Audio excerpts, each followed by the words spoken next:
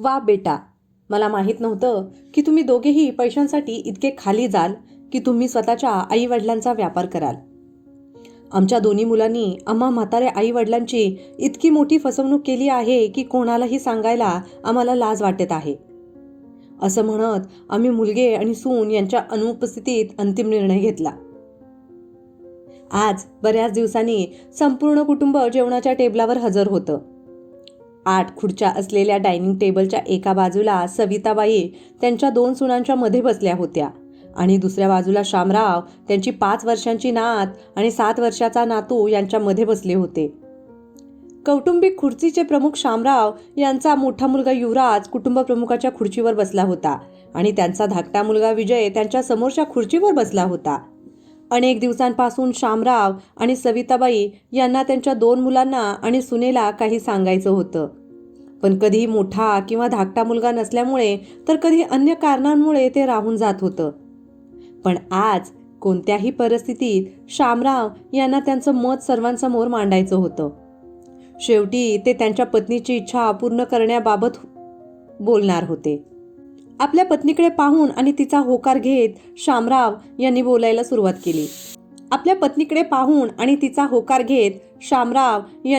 सुरुवात केली. बरेच दिवस मी आणि तुझी आई आम्हाला तुम्हा लोकांशी काही बोलायचं आहे, पण सांगता येत नाही. पण आज सांगूया तसं म्हटलं. दोन्ही मुलगे त्यांच्या 61 वर्षांच्या वडिलांना ऐकण्यासाठी डोकं वर काढलं, पण दोन्ही सुनांनी स्वारस्य दाखवलं नाही. असो, शामराव यांना त्यांच्या सुनांकडून कोणतीही अपेक्षा नाही, पण मुलांकडून आशा अजूनही होती. त्या आधारावर त्यांनी त्यांचं काही म्हणणं आहे ते सांगण्यासाठी हिंमत जमवली. त्यांचं बोलणं चालू ठेवत शामराव म्हणाले, लग्नानंतर मी तुमच्या आईला वर्ल्ड टूरवर घेऊन जाण्याचं वचन दिलं होतं, पण कधी तुम्हा दोघांचं शिक्षण तर कधी व्यवसायातील चढ उतार यामुळे आम्ही कधी गेलो नाही. आता तुम्ही दोघेही तुमच्या व्यवसायात चांगले प्रस्थापित झाला आहात. मी विचार करतोय की मी तुमच्या आईला वर्ल्ड टूरवर का घेऊन जाऊ नये. तुमची संमती मिळाल्यास आम्हाला खूप आनंद होईल. आपले विचार मांडल्यानंतर शामराव आणि सविताबाई मुलांकडे त्यांच्या संमतीसाठी पाहू लागल्या. शामराव यांना मुलांच्या संमतीच्या अपेक्षेपेक्षा सविताबाई यांना त्यांच्या मुलांवर कितीतरी पट जास्त विश्वास होता. शेवटी त्या दोघांच्या त्यागामुळेच आज दोन्ही मुलं स्वतःच्या पायावर उभी राहू शकली आहेत. दोघांनीही कधीही मुलांच्या पालकत्वात कमी भासू दिली नाही. जरी त्यांनी दिवसभर कोरडे अन्न खाऊन घालवला असेल तरीही, पण त्याने आपल्या मुलांच्या सर्व इच्छा पूर्ण केल्या होत्या. त्यामुळे आज तीच मुले त्यांची इच्छा पूर्ण करू शकत नाहीत का? काही वेळ शांत झाल्यावर मोठा मुलगा युवराज म्हणाला, पप्पा, तुम्ही दोघांनीही जगाच्या दौऱ्यावर जाणं ही चांगली कल्पना आहे. एवढं बोलून युवराज पाणी पिऊ लागला आणि सविताबाई शामराव यांच्याकडे अभिमानाने बघू लागल्या, जणू ते म्हणत असतील, बघा, मी म्हणायचे ना की सुना कशाही असो, मुलगे तर आपलेच आहेत ना. ते आपल्याला जाण्यापासून का थांबवतील? आपण दोघं नक्कीच जगाच्या सफरीवर जाऊ. रिकामा ग्लास डायनिंग टेबलवर ठेवून युवराजनं आपलं म्हणणं पूर्ण केलं. पण मला ते सांगायचं आहे की जगाच्या सहलीसाठी ही योग्य वेळ नाही. अजून 1 वर्ष थांबा, म्हणजे आपल्याला दुहेरी फायदा होईल. युवराजच्या बोलण्याने दोन्ही सुना आणि विजय यालाही आश्चर्य वाटले. वर्ल्ड टूरवर जाणं सुद्धा फायदेशीर ठरू शकतं, ते कसं काय? तिघही थांबले आणि युवराजचं म्हणणं ऐकून घेऊ लागले. हे बघा पप्पा, तुम्ही तर आता 60 वर्ष ओलांडलीत. ज्येष्ठ नागरिक म्हणून प्रवासाचे सर्व फायदे तुम्हाला मिळतील, पण आई अजूनही 57 वर्षाची आहे. तिचा खर्च वाढणार आहे. त्यामुळे तुमचा माझ्यावर विश्वास असेल तर अजून 1 वर्ष वाट पहा. त्यानंतर तुम्ही दोघेही ज्येष्ठ नागरिकांच्या श्रेणीत याल. त्यामुळे खर्च कमी होईल आणि आपण फायदेशीर राहू. मुलगा युवराजचं म्हणणं ऐकून वयस्कर दाम्पत्य गप्प राहिलं, पण त्यांचा धाकटा मुलगा विजय पाणी पिताना काहीतरी बोलण्याचा इशारा करताच दोघेही त्याच्याकडे आशेने पाहू लागले. जर विजयनं हो म्हटलं तरी गोष्टी सुटू शकतात, हेच विचार त्या दोघांच्या मनात येत होते. विजय म्हणाला, भाऊ, तुझं म्हणणं अगदी बरोबर आहे. मी पण तेच म्हणेन. आणि अजून 1 वर्ष वाट बघा आणि पुन्हा जा. तुम्हा दोघांना माहीत नाही, बँकिंग सोबतच ज्येष्ठ नागरिकांसाठी प्रवासाचे अनेक फायदे आहेत. यामुळे तुम्ही दोघंही कमी बजेटमध्ये प्रवास करू शकता. या दोन्ही मुलांच्या प्रतिसादाने सविताबाई जितक्या नाखुश होत्या त्यापेक्षा शामराव जास्त नाराज होते. कारण वर्ल्ड टूरला जाण्याचं स्वप्न सविताबाईंचं होतं. खोलीत येताच सविताबाई म्हणाल्या, तुम्हाला एवढं दुःखी व्हायची गरज नाही. तुम्ही इतकी वर्ष वाट पाहिली आहे म्हणून अजून 1 वर्ष ठीक आहे. मुलं खरं सांगत आहेत. 1 वर्षात आपण दोघंही ज्येष्ठ नागरिक होऊ. मग दोघंही म्हातारे जगाचा फेरफटका मारायला जाऊयात. एवढं बोलून सविताबाई हसायला लागल्या. सविता, मला माफ कर. तारुण्याच्या त्या दिवसात वेळेअभावी आणि आज पैशाअभावी मी तुझी इच्छा पूर्ण करू शकलो नाही. बरं झालं असतं जर निवृत्तीपूर्वी मीही काही तुझ्यासाठी आणि काही माझ्यासाठी पैसे वाचवले असते. तू म्हणायची की मुलं आपलीच आहेत. वृद्धापकाळात ते आपला आर्थिक आधार असतील. आपल्याला काय गरज आहे पैशांची? त्यावेळी मी तुझी इच्छा मान्य केली नसती तर आज 2 पुत्रांसमोर मला तुझं स्वप्न पूर्ण करण्यासाठी त्यांच्यासमोर हात पसरावे लागले नसते. काही हरकत नाही, आपण पुढच्या वर्षी जाऊ. भविष्य कोणी पाहिलं आहे हे मलाही माहीत नाही की दुसऱ्या दिवशीची पहाट मी पाहू शकेन की नाही. या वयात मृत्यूचा भरोसा नाही. सविताबाईंनी शामराव यांच्या तोंडावर हात ठेवला. अशा अशुभ गोष्टी बोलू नका. मला तुमच्या आधी मृत्यूला कवटाळायचं आहे. शेवटी मी अग्नीची साक्षीदार म्हणून शपथ घेतली आहे की मी प्रथम मृत्यूला कवटाळणार आहे. परिस्थिती गंभीर होत असल्याचे पाहून शामराव म्हणाले, तुझा मृत्यू झाला तर मी जगाच्या दौऱ्यावर कोणाला घेऊन जाऊ? तुझं अधुरं स्वप्न अधुरच राहील सविता. तुम्ही विसरत आहात, आपण अनेक जन्म एकत्र राहण्याची शपथ घेतली आहे. या जन्मात नाही तर पुढच्या जन्मात घेऊन जा. सविताबाईंच्या बोलण्यावर शामराव हसले. दुसऱ्या दिवशी सकाळी पुन्हा नाश्त्यासाठी एकदा संपूर्ण कुटुंब जेवणाच्या टेबलावर जमले.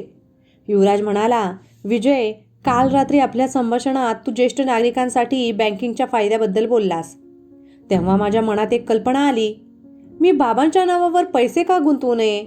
वडील ज्येष्ठ नागरिक असल्याने अधिक व्याज मिळेल. तुम्हाला माझी कल्पना कशी वाटली?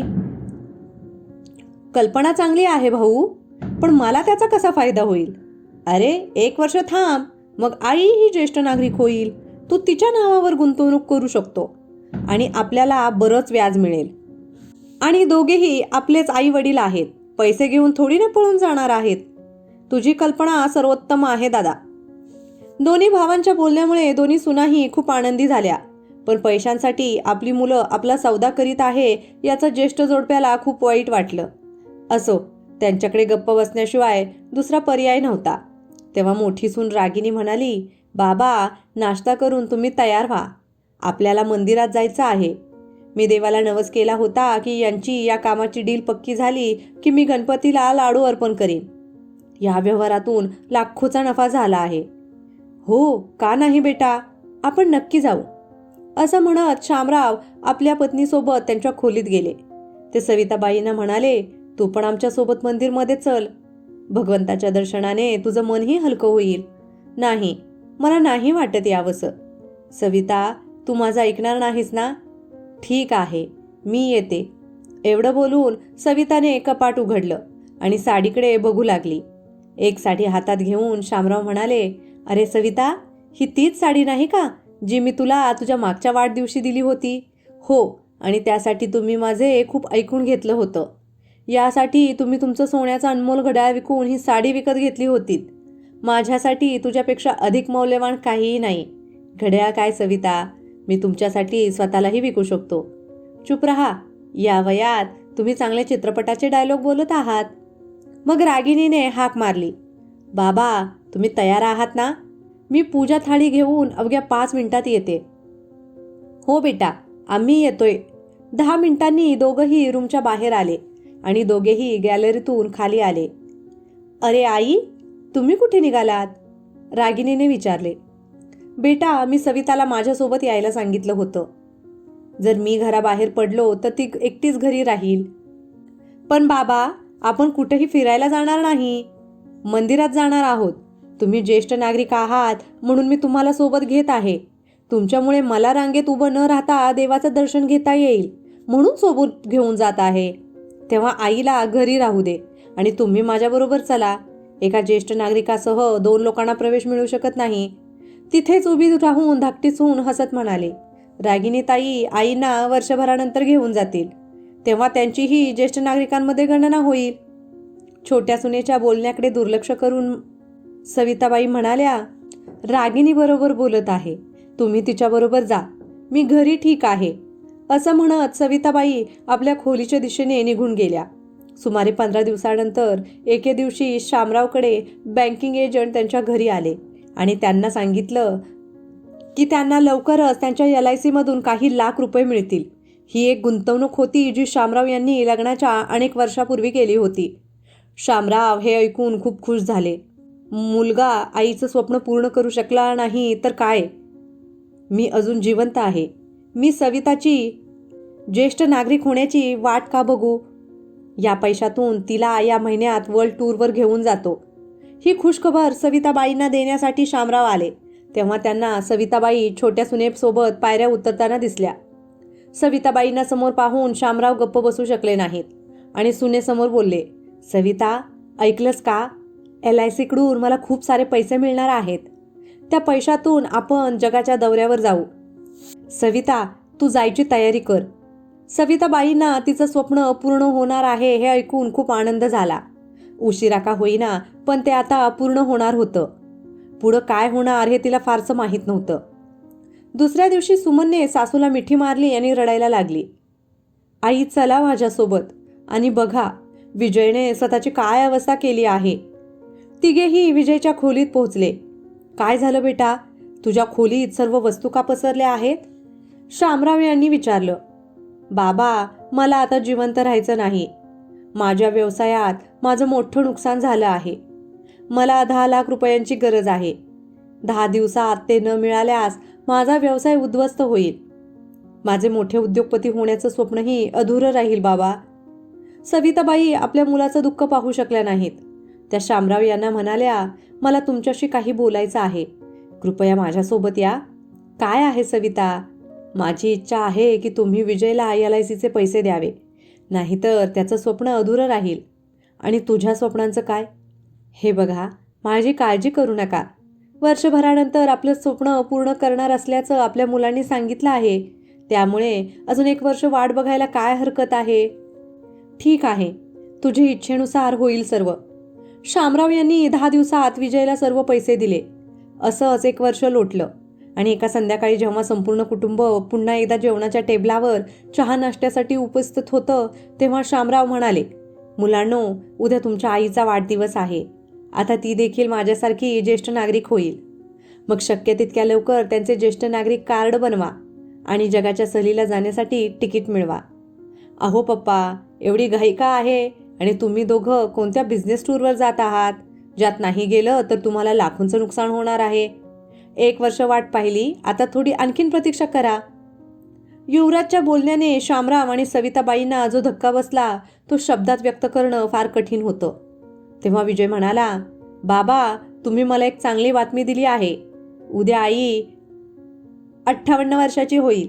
बरं झालं, जे युवराजच्या मनात नसेल ते विजयच्या मनात असेल असा विचार करून शामराव आनंदी झाले. पण क्षणार्धात त्यांच्या आनंदाचे निराशेत रूपांतर झाले जेव्हा विजय म्हणाला, जागतिक सफर चालूच राहील बाबा. आधी आईच्या नावावर गुंतवणूक करू. आईकडून तर दुहेरी फायदा होईल. एकतर आई एक स्त्री आहे आणि दुसरी आता ज्येष्ठ नागरिक ही. मुलं पैसे देण्याऐवजी ज्येष्ठ नागरिकत्वाचा फायदा घेण्यासाठी आपला वापर करत आहेत हे जाणून घेतल्यानंतर शामराव यांच्या दुःखाला पारावर उरला नाही. त्यांना अतिशय वेदना झाल्या. सविताबाई जेवणाच्या टेबलवरून उठून तडक त्यांच्या खोलीत गेल्या. खोलीत जाताच त्यांच्या दोन्ही मुलांची मुलं तेच नाटक करत असल्याचं तिला दिसलं जे त्या दिवशी विजय आणि सुमन यांनी केलं. त्यांनी त्यांच्याकडून पैसे उकळण्याचा कट रचला होता. त्या दिवशी मुलं शाळेत गेली होती. मग मुलांना या प्रकरणाबाबत कसं समजलं? म्हणजे आपल्या मुलांनी पैसे मिळवण्यासाठी खोटं नाटक करून आपली फसवणूक केली हे त्यांना उमगलं. आपल्या मुलांकडून झालेली फसवणूक त्यांना सहन झाली नाही आणि त्या बेडवर कोसळल्या. इकडं शामराव सुद्धा स्वतःवर नियंत्रण ठेवू शकले नाहीत. आज त्यांच्या संयमाने त्यांच्या दोन्ही मुला-सुनेच्या स्वार्थाला उत्तर दिलं. ते आपल्या मुलांना खडसावत म्हणाले, तुम्हाला दोन्ही पुत्र म्हणायला मला लाज वाटते. तुम्ही तुमच्या स्वार्थासाठी एवढे आंधळे झालात की तुम्हाला तुमच्या आईचा आनंद पाहू शकत नाही. अहो, दिव्यांग मुलांसाठीही बरेच फायदे आहेत. ट्रेनमध्ये तिकिटाची गरज नाही, शाळा कॉलेजमध्ये प्रवेश घेण्यासाठी फी भरण्याची गरज नाही आणि नोकरीलाही लाच न घेता करता येते. पण आमच्या मनात तर कधी आलं नाही की दिव्यांगांना फायदे जास्त आहेत म्हणून आम्ही आमच्या मुलांनाही दिव्यांग असावं, जेणेकरून आम्हा पालकांना त्याचा फायदा मिळेल. पण तुम्ही दोघेही तुमच्या फायद्यासाठी आमचा सर्वोत्परी प्रयत्न करत आहात. आई, ज्येष्ठ नागरिक होण्याची वाट पाहत आहात. मला सांगा, असं किती पैसे तुम्ही वाचवता आमच्या नावावर? तुम्हा दोघांना माझा पुत्र म्हणायला मला लाज वाटते. एवढं बोलून शामराव पटकन घराबाहेर पडले. संध्याकाळपासून रात्र झाली आणि ना सविताबाई त्यांच्या खोलीतून खाली आल्या ना शामराव घरी परतले. मुलगा आणि सून दोघेही मूड फ्रेश करण्यासाठी जेवायला बाहेर गेले. रात्री 11:30 वाजले असताना शामराव यांना नोकराकडून याची खबर मिळाली. रात्री 11:30च्या सुमारास ते घरी पोहोचले. सविता झोपली आहे का? शामराव बेडवर पडलेल्या सविताबाईंना म्हणाले. मुलांचं बोलणं ऐकून तुला रागवण्याची गरज नाही. हे बघ, आज तुझ्या वाढदिवसानिमित्त मी तुमच्यासाठी वर्ल्ड टूर पॅकेजची व्यवस्था केली आहे. आता पैशाबद्दल विचारू नका. तुम्ही कुठून आणलेत? मी तुम्हाला सांगितलं होतं की मी तुझ्यासाठी स्वतःला पण विकू शकतो. पण देवाच्याच आशीर्वादाने मला स्वतःला विकायची वेळ आली नाही. मी आपलं ते जुनं घर विकलं आहे, जे तू मला विकू देत नव्हती. आणि मुलांना मी ते विकू दिलं नाही, कारण त्या जुन्या घराशी मुलांच्या बालपणीच्या अनेक आठवणी जोडल्या होत्या. पण अशा मुलांच्या आठवणी कशाला जपून ठेवायच्या, ज्यांना त्यांच्या आई वडिलांच्या स्वप्नाशी काहीही देणं घेणं नाही. सविता, तयार राहा. उद्या दुपारी आपली फ्लाईट आहे. उठ सविता, उठ. शामरावांनी सविताबाईंचा हात धरून त्यांना उठवण्याचा प्रयत्न केला, पण त्या उठल्या नाही. कारण सविताबाई मुलांची फसवणूक सहन करू शकल्या नाहीत आणि त्या न परत येण्याच्या प्रवासाला निघाल्या होत्या, जिथून परत येणं अशक्य होतं. शामराव यांच्या पायाखालची जमीनच सरकली. शामराव रडत होते, पण त्यांच्या डोळ्यात अश्रू नव्हते. सगळे अश्रू सुकले होते.